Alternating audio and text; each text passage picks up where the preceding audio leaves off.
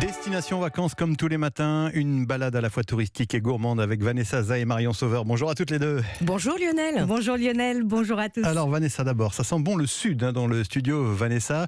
On va prendre la direction de Marseille pour découvrir la toute nouvelle réplique de la grotte Cosquer. Qui a été installée juste à côté du Mucem dans la Villa Méditerranée. Et on peut enfin avoir l'impression, quelque part, de plonger dans la célèbre grotte. Grotte qui, elle, est à 37 mètres de profondeur, dans le parc national des Calanques, la Calanque de Tripri au Cap Morgiou, pour être un petit peu plus précise. Alors, est-ce que vous connaissez l'histoire de sa découverte, Lionel ? Franchement, là, non. Alors, on la doit à Henri Cosquer, plongeur.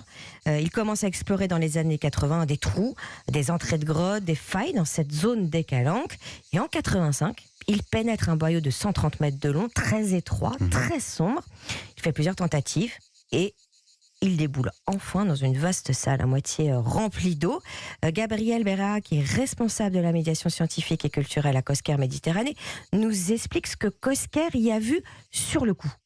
Alors, ce qu'il a vu déjà, c'est ce qu'il appelle une cathédrale sous-marine, un jardin géologique, donc un très grand nombre de stalactites et stalagmites, ce qu'on appelle un peu familièrement des concrétions. Au début, il ne verra pas les dessins. Il sera vraiment éberlué, émerveillé par la beauté géologique de la grotte. C'est vrai que c'est une très très belle grotte, avec les reflets de lumière sur l'eau qui éclairent des grandes draperies, des stalactites, des fistuleuses. Et puis aussi, on y a des représentations préhistoriques, des dessins, des peintures et des gravures, parfois très anciennes, d'animaux, mais aussi de signes et d'empreintes de mains, un petit peu de partout dans la grotte sur les parties extérieures. Alors dites-nous Vanessa, quand on écoute Gabriel Berra, on se croirait à Lascaux, mais Lascaux sous l'eau en fait. Exactement, et on l'appelle à juste titre le Lascaux sous-marin. C'est une bulle de mémoire sous-marine. Déjà en ce qui concerne la pariétale, c'est la seule grotte ornée de Provence, mais aussi sur le plan artistique. On en sait plus sur le mode d'expression des groupes de chasseurs du Paléolithique, et puis aussi sur le plan scientifique. C'est un indice concret de la montée des eaux. Écoutez. Alors pour la grotte Cosquer, c'est un phénomène naturel qui a fait monter les eaux il y a 10 000 ans et qui en a bouché l'entrée.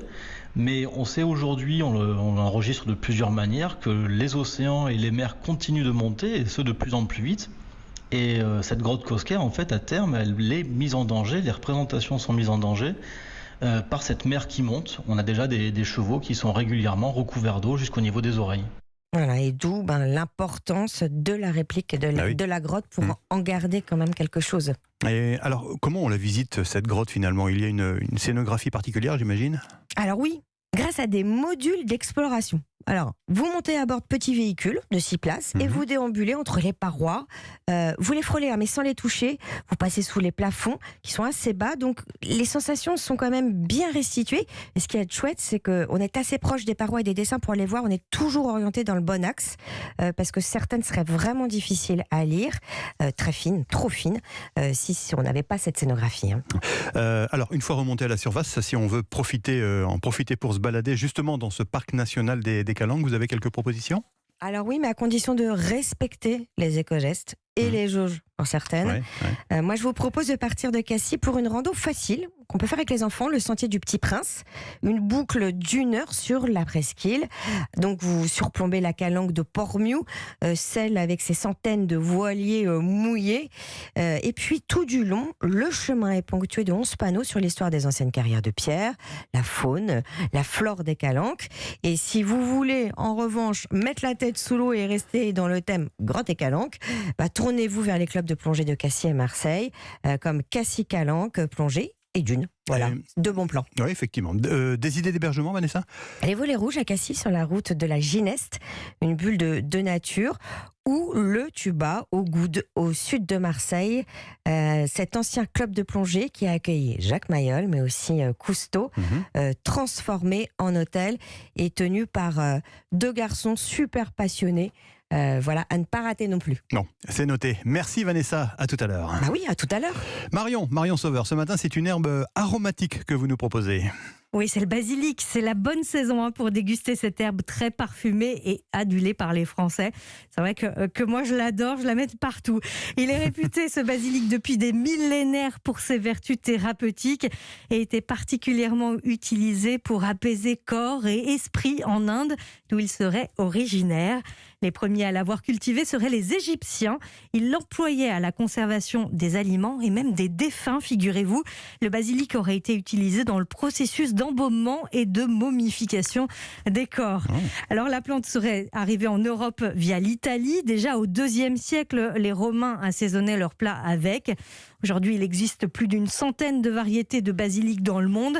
Les plus connus sont le Basilico genovese, basilic aux grandes feuilles vertes qui bénéficie d'une appellation d'origine protégée, mais aussi le basilic citron aux saveurs d'agrumes, ou encore le basilic thaï aux notes réglissées. Pour choisir le basilic coupé, ses feuilles doivent être lisses et sans tache. Et pour le conserver, on le place entre 2 feuilles de papier absorbant humide et on le met au réfrigérateur. Effectivement, ça c'est un très bon truc. Comment vous nous proposez de le cuisiner, ce basilic, Marion ? Alors pas de pesto ni de pistou, mais des gnocchis au basilic. Aujourd'hui, une recette très colorée et gourmande et italienne, qui plus est.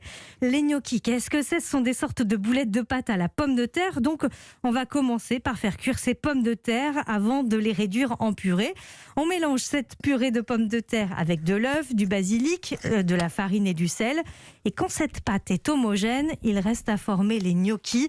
On réalise de longs boudins, on les coupe en petits morceaux avant d'enrouler chaque gnocchi avec le dos d'une fourchette. Dernière étape, la cuisson. On plonge les gnocchis dans une grande casserole d'eau bouillante salée.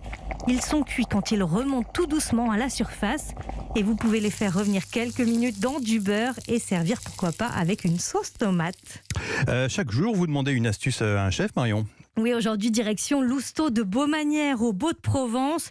Et son chef pâtissier Brandon Dehan, il nous donne ses conseils pour utiliser le basilic en dessert. Mon astuce pour utiliser le basilic, c'est vraiment de l'utiliser en très frais, c'est-à-dire de lui apporter très peu de cuisson ou si ce n'est pas de cuisson, parce que pour moi c'est là où je trouve que l'arôme du basilic se développe le plus. Donc par exemple, avec quelques figues, vous les faites légèrement pouler et en fin de cuisson, juste avant vraiment de l'arrêter, vous balancez quelques feuilles de basilic et vous l'arrêtez derrière. Vous allez voir, ça va se développer, ça va être très subtil, mais en même temps ça aura une puissance aromatique qui va être vraiment très intéressante. Et je dirais même, une fois que vous avez fait votre petite figue rôtie avec un tout petit peu de basilic, vous mangez ça avec une glace à noix de coco.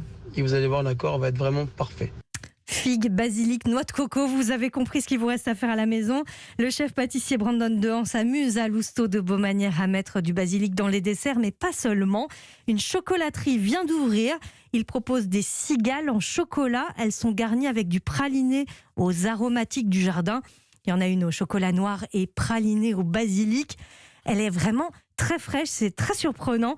Les autres cigales sont aromatisées au praliné, au thym, au fenouil sauvage, au romarin, à la lavande et à la sarriette. C'est à découvrir à la chocolaterie et aussi dans quelques jours en livraison partout en France. Et vous avez une autre adresse à nous conseiller pour déguster ce basilic, Marion ? Cette fois, on va à Paris, chez Bonhomme. Le restaurant a ouvert ses portes au mois de mai. Le chef Mathieu Chariot propose une carte très variée avec des produits de saison au maximum francilien. En ce moment, au menu du soir, un cheesecake basilic pêche avec un sablé breton, une gelée pêche basilic et pour la gourmandise, des dés de pêche et une compotée de pêche. Le basilic apporte à ce dessert beaucoup de fraîcheur et on a du croquant avec cette pêche. On termine le repas sur une très belle note. Ça c'est vrai. Merci Marion, à tout à l'heure, peu avant 9h. Vos recettes et tous les bons plans de destination vacances à retrouver bien évidemment sur europe1.fr. Vous cherchez une idée de lecture, à tout à l'heure pour la fin des vacances. Stéphane Place revient dans un instant. Lionel Gougelot.